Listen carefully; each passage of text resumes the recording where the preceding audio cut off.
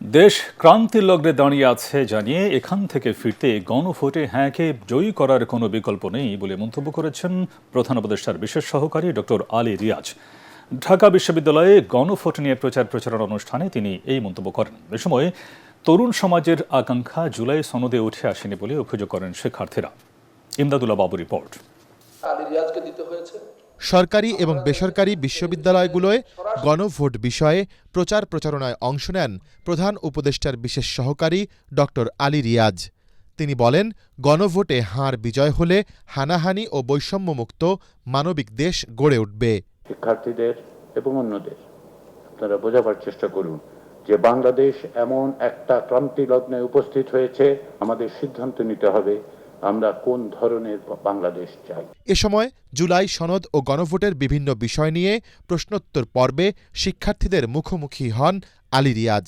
একজন জুলাই যোদ্ধার মৃত্যু যখন বিচ্ছিন্ন ঘটনা হয়, তখন এই অবস্থায় গণভোট নেওয়ার মতো এবং গণভোটের ফলাফলের ব্যাপারে এটি যে নিরপেক্ষ ফলাফল হবে, এই নিরপেক্ষতা নির্বাচন কমিশনের আছে কিনা। অনুকূল পরিবেশ তৈরির পর নির্বাচন কমিশন সে দায়িত্ব নিয়েছেন, করছেন। মানবতা বিরোধী অপরাধের সঙ্গে যারা যুক্ত তাদেরকে বিচার করা হচ্ছে। হ্যাঁ, ভোট কিভাবে নারী যে প্রতিনিধিত্ব পৌঁছাবে সেটি কিভাবে নিরপেক্ষ হবে। বলা হয়েছে পরবর্তী সাধারণ নির্বাচনে প্রার্থী মনোনয়নের ক্ষেত্রে রাজনৈতিক দলগুলো ন্যূনতম 10% নারী প্রার্থী মনোনয়ন দেবে। 100 পর্যন্ত এটা অব্যাহত থাকবে। 100-তে উন্নীত হয়ে গেলে তখন যেই সংরক্ষিত 50টি আসনের ব্যবস্থাটা 65 অনুচ্ছেদে আছে সেটা বাতিল হয়ে যাবে। একজন দলীয় প্রধান তিনি প্রধানমন্ত্রী হবেন যদি সংখ্যাগরিষ্ঠতা পান সংসদে, কিন্তু তার ন্যূনতম যোগ্যতা কতটুক থাকা দরকার। এখানে যারা আছি আমরা সবাই শিক্ষিত মানুষ, কিন্তু আমরা কি এমন কাউকে সংসদে পাঠাবো যিনি আন্ডার গ্রাজুয়েট?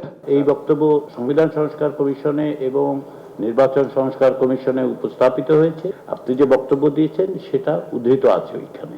ফলে এটা রাজনৈতিক দলগুলোকে বিবেচনা করতে হবে, তারা আশা করি বিবেচনা করবে। নৈতিক দায়িত্ব থেকেই অন্তর্বর্তী সরকার গণভোটে হার পক্ষে প্রচারণা চালাচ্ছে বলেও জানান এই রাষ্ট্রবিজ্ঞানী। ইমদাদুল্লাহ বাবু, ATN বাংলা, ঢাকা।